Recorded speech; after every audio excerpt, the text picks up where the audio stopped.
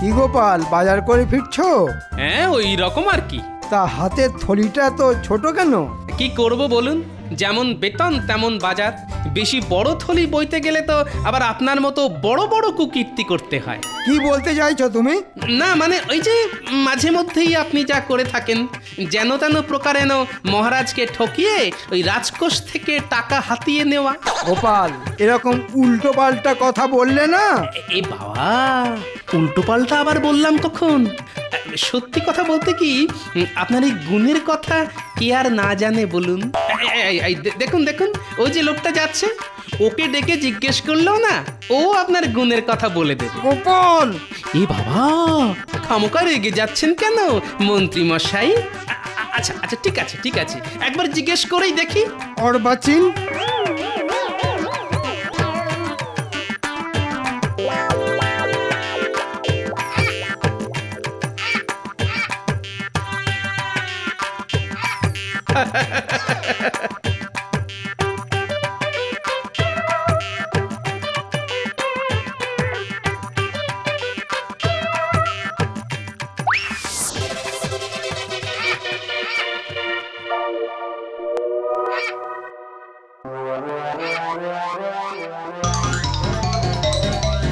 আরে আরে আরে আরে, আমার সাধের মাছ!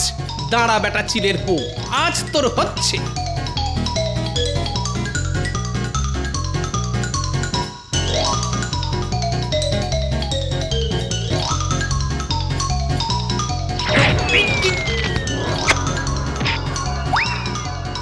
এহে, আলু পটল রাস্তায় গড়াগড়ি খেলো রে। তুলে দাও। দেখছো না, চিলের পেছনে দৌড়চ্ছি।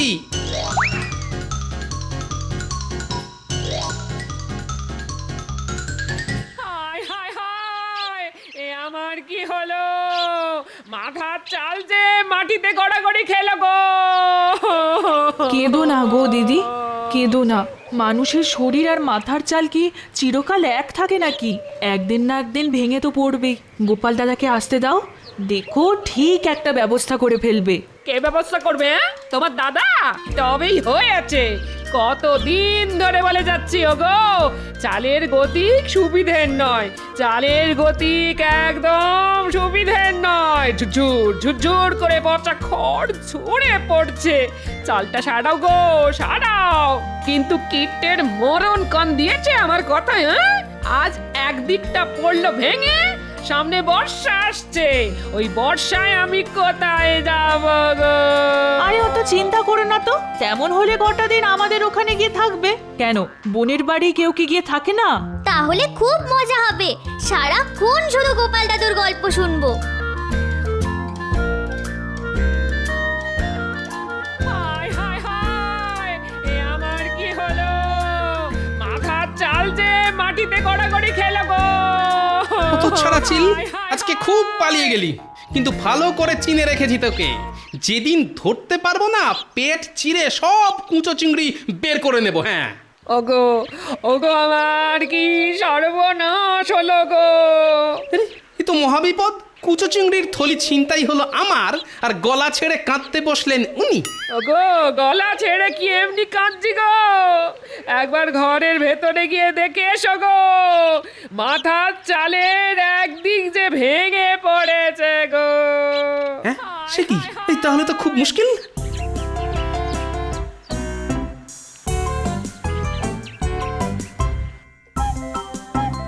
ওফ, কার মুখ দেখেছে আজকে উঠেছিলাম কে জানে।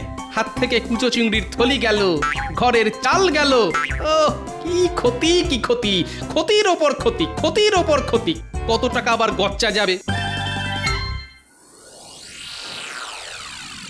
বাংলায় একটা কথা আছে না, কয়লাকে যতই ধোয়া হোক না কেন, ময়লা কিছুতেই যায় না। এ কথা কেন বলছেন মহারাজ? আরে বলছি কি আর সাধে, বলছি গোপালের ব্যবহারে। এত করে বলা সত্ত্বেও একদিনও যদি সময় মতো আসে। ইয়ার এমন নতুন কথা কি? কিছু মনে করবেন না মহারাজ, আসলে আপনার কাছ থেকে ভালো ব্যবহার পেয়ে পেয়ে ও এতটা বেপরোয়া হয়ে গেছে। আজ আসতে দাও ওকে, আজ দেখিয়ে দেব খারাপ ব্যবহার কাকে বলে। আর কত খারাপ ব্যবহার করবেন মহারাজ? মানে মানে বলছিলাম, মাথার উপর ওই যে উনি বসে আছেন, তিনি আর আমার সঙ্গে আর কত খারাপ ব্যবহার করবেন। মানে কি বলবো মহারাজ, আমার এখন খুব খারাপ সময় চলছে। কিরকম? দেখুন না, সকালে হাত থেকে কুচো চিংড়ির থলি চিল এসে ছো মেরে নিয়ে পালালো। ওদিকে বাড়ি গিয়ে দেখি ঘরের চালের একদিক ধসে গেছে। এইসব সামলে আস্তে আস্তে এত দেরি হয়ে গেল, মাথায় যে এখন কত দুশ্চিন্তা। ঠিক হয়েছে। সকালে আমার সম্পর্কে খারাপ খারাপ কথা বলার ফল হাতে হাতে পেয়েছি। ঠিক হয়েছে। আচ্ছা গোপাল, গতবার বর্ষার মুখে তো চাল ছাড়াবার জন্যে তুমি আমার কাছ থেকে টাকা নিয়ে গিয়েছিলে, তা সে টাকা দিয়ে চাল সারাওনি কেন? কি করে সারাবো মহারাজ? ওই যে কথায় আছে না, অভাবের সংসারে নুন আনতে পান্তা ফুরিয়ে যায়। আপনার দেওয়া চাল সারাবার টাকা তো খাবার কিনতেই খরচা হয়ে গেল। চালের টাকায় চাল কেনা খুব খারাপ কাজ। বর্ষাকালে জল পড়তে পারে বাজ। না গোপাল না, চাল সারাবার টাকায় চাল কিনে খুব খারাপ কাজ করেছো তুমি। স্বীকার করছি মহারাজ, খারাপ কাজ করেছি, কিন্তু এবার যদি কিছু টাকা দিয়ে সাহায্য করেন। একেবারে দেবেন না মহারাজ, দেখবেন এবারে হয়তো চাল ছাড়াবার টাকায় ডাল কিনে বসবে। ওর ছলনার তো আর শেষ নেই। মহারাজ না গোপাল, আর তোমার টাকা দিতে পারবো না। নিজের চাল সারাবার ব্যবস্থা নিজেকেই করতে হবে তোমায়। এবারে বোঝো, কত ধানে কত চাল।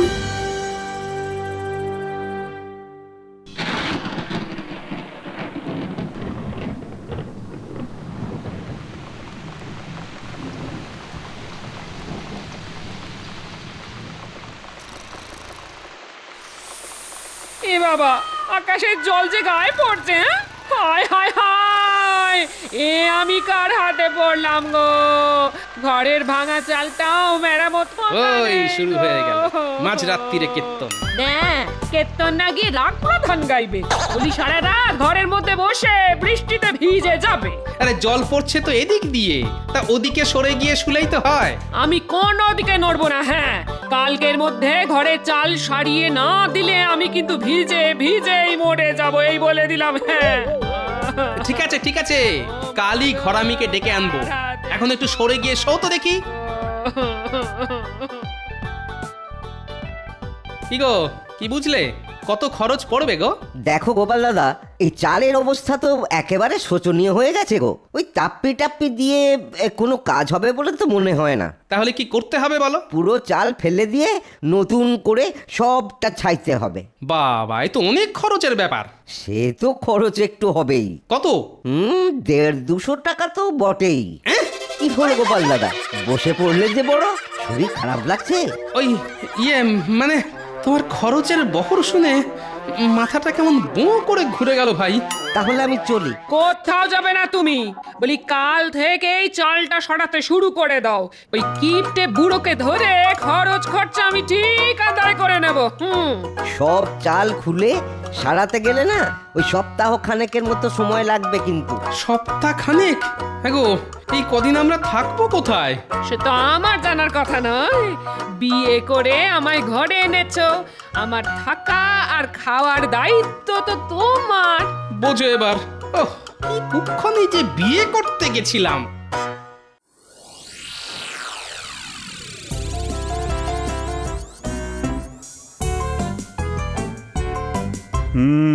প্রকৃতির চরিত্র বোঝা কার সাধ্য। কাল রাতে কত ঝমঝম করে বৃষ্টি, আর আজ সকালে কেমন ঝলমলে রোদ। প্রণাম মহারাজ। কি ব্যাপার, এই সাত সকালে তুমি? মহারাজ, চাল সারাবার ব্যবস্থা হয়ে গেছে মহারাজ। ভালো কথা। তা আমায় কি করতে হবে? না মহারাজ, টাকা দিতে হবে না। ঠিক করেছি ভোলা ময়রার কাছ থেকে চড়া সুদে কিছু টাকা ধার করে চাল সারাবো, তারপর না খেয়ে ওই টাকা শোধ করব মহারাজ। খুব ভালো, খুব ভালো। কিন্তু মহারাজ, আমি থাকবো কোথায়? কোথায় থাকবে মানে? ঘরামি বলেছে সমস্ত চালটা খুলে ফেলবে আর সারাতে লাগবে 1 সপ্তাহ। এই কটা দিন আমি কোথায় মাথা গুজবো মহারাজ? ও, সেসব আমি কি জানি। তোমার তো চেনাশোনা অনেকে আছে, তাদের কারোর বাড়িতে কটা দিন কাটিয়ে দাও না। হ্যাঁ, ওই পুটির মা বলেছে বটে, তবে তার নিজেরই তো ছোট ঘর, তার উপর বাচ্চা কাচ্চা। আচ্ছা মহারাজ, কটা দিন আপনার বাড়িতে যদি থাকি? না না না না না, সেটা হয় না। তুমি অন্য কোথাও ব্যবস্থা দেখো।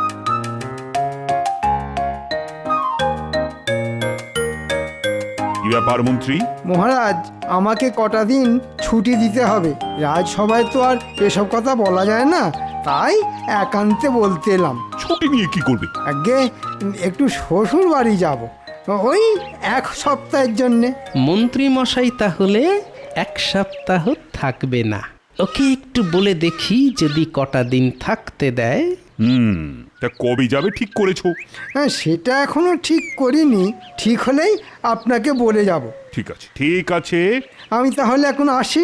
আচ্ছা, এসো এসো। মন্ত্রী মশাই, যাবার সময় ঠিক পিছু ডাকলো। বলো, কি বলবে বলো। আসলে আমার ঘরের চাল তো সারানো হবে, কিন্তু তার জন্য 1 সপ্তাহ আমাদের অন্য কোথাও গিয়ে থাকতে হবে। থাকতে হবে তো হবে। তাই বলছিলাম কি, আপনি তো 1 সপ্তাহ মতো থাকবেন না, তাই কটা দিন যদি আমাদের থাকতে দেন, মানে আপনার বাড়িতে। হাসালে? আচ্ছা, আমার বাড়ি তোমায় থাকতে দেব কোন আনন্দে? আনন্দে না হোক, দুঃখের সঙ্গেই দিন। না না, ওসব হবে না। তোমার মতো লোককে ঘরে থাকতে দেওয়া আর খাল কেটে কুমির আনা একই ব্যাপার। গোপাল কি তাহলে কুমির নাকি? কি গোপাল, মন্ত্রীর কথার উত্তর দাও। মুখে তো দেব না, কাজে দেব। কি আর উত্তর দেব মহারাজ? ওই যে কথায় আছে না, হাতি যখন কাদায় পড়ে তখন চামচিকেতেও লাথি মারে। দেখেছেন মহারাজ, গোপালের সাহসটা দেখেছেন? আমাকে চামচিকে বলল। এ বাবা, আমি আবার আপনাকে চামচিকে বললাম কখন? আমি তো শুধু একটা বাংলা প্রবাদ বললাম মাত্র। যাকে যাক, কথা বাড়িয়ে লাভ নেই। কেউই যখন থাকতে দেবেন না, তখন আমি আসি।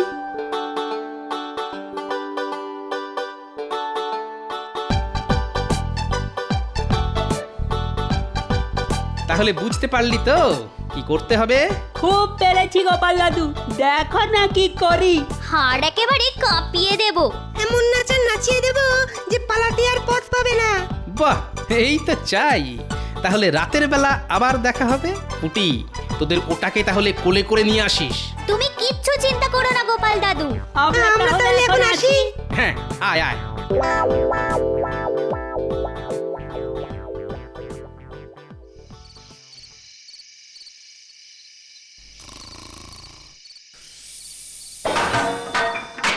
রান্নাঘরে বাসন পড়ার শব্দ হলো না? তাহলে তাহলে কি চোর ঢুকলো? এই এই, একবার ওঠো তো। এই, সবে চোখটা লেগেছিল, দিলে ঘুমের 12টা বাজিয়ে। কেন, কি হলো? কি উঠবে কেন? রান্নাঘর থেকে ঝন ঝন করে বাসন পড়ার শব্দ হলো। মনে হচ্ছে চোর ঢুকেছে। সে কি, ঠিক শুনেছো তো? ঠিক শুনেছি মানে? ওই শব্দেই তো ঘুম ভেঙে গেল। দাঁড়াও দাঁড়াও, দেখছি।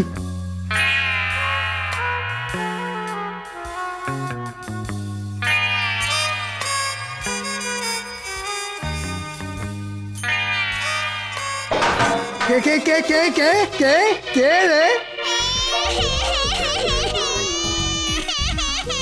বাবা, এটা আবার কে রে? এ তো চোর নয়। ওরে বাবা, কে কে কে কে কে আর চোখ।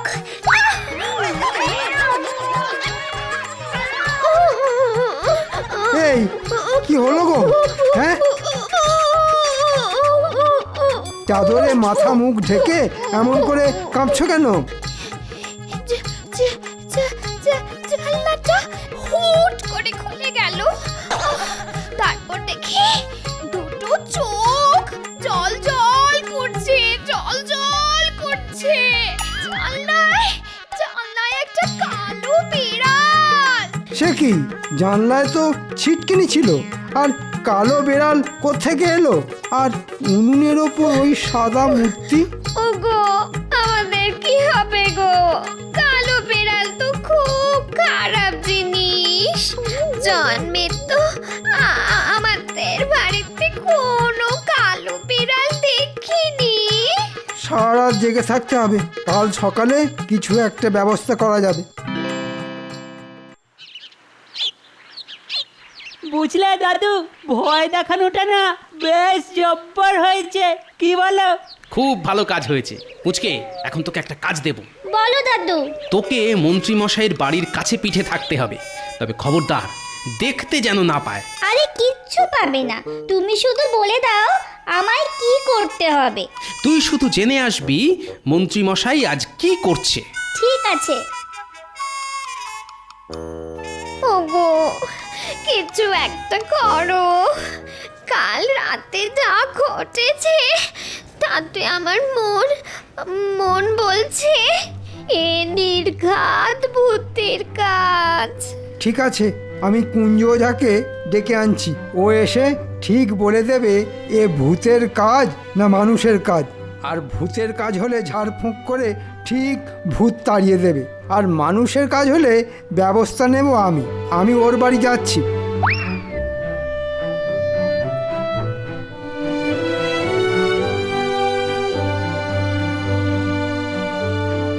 কিরে, কোনো খবর আছে? আছে মানে জব্বর খবর। ভূত তাড়ানোর জন্য মন্ত্রী মশাই কুঞ্জ ওঝাকে ডাকতে গেছে। ঠিক আছে।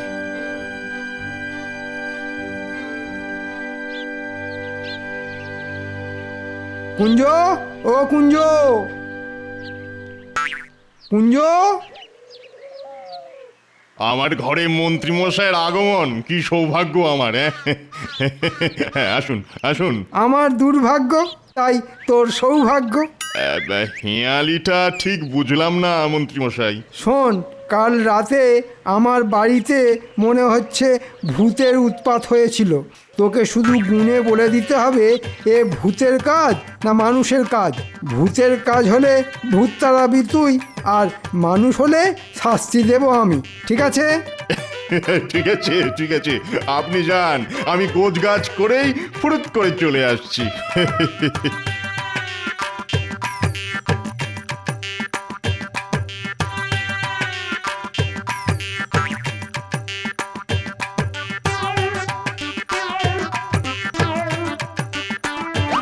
কুঞ্জরে, কি সৌভাগ্য, গোপাল দাদা যে। এসো এসো দাদা। শোন কুঞ্জ,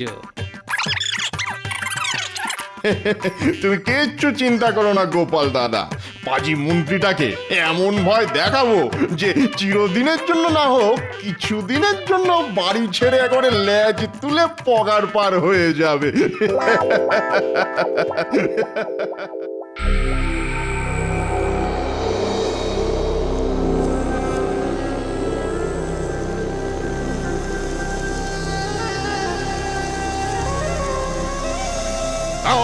রিং রিং ছক্কা রিং রিং আক্কা ডং ডং কুং গাং মুং ভূত। কি বুঝলি কুঞ্জ, রাতে কি ভূত সত্যি সত্যি এসেছিল? কথা নয় কথা নয়, গণনা করতে দিন গণনা করতে দিন।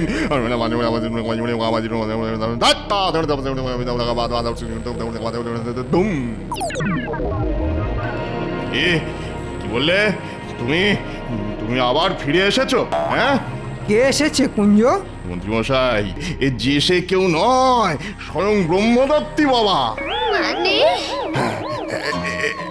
এই যে এই যে ভিটে, আজ থেকে 181 বছর আগে এই ভিটেতে ছিল এক বেলগাছ, আর সেই বেলগাছে থাকতেন এক ব্রহ্মদৈত্যী।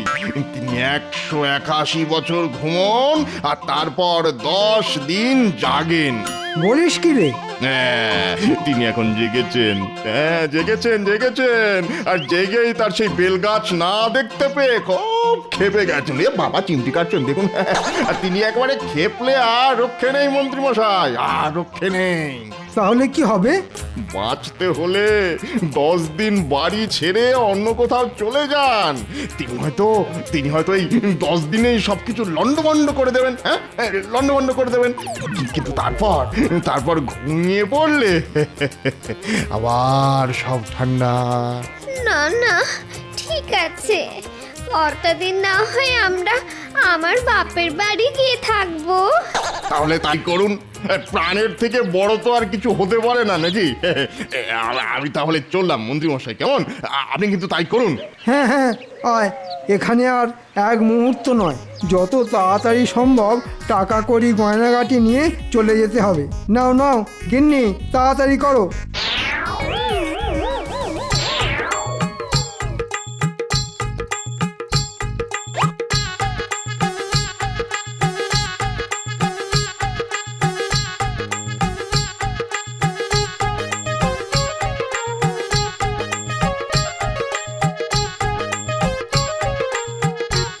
কি ব্যাপার মন্ত্রী মশাই, অন্তদন্ত হয়ে কোথায় চলেছেন?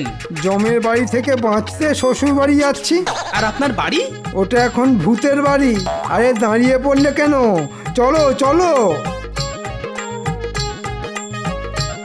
মন্ত্রী মশাই, কি হলো কি? বলছিলাম কি, আমার বাড়ির চাল তো সারানো হবে, তাই কটা দিন যদি আপনার বাড়িতে থাকার অনুমতি দেন। তাহলে থাকো গিয়ে। তবে তবে ভূতে এসে ঘাড় মটকে দিলে আমাকে আবার দোষ দিও না কিন্তু।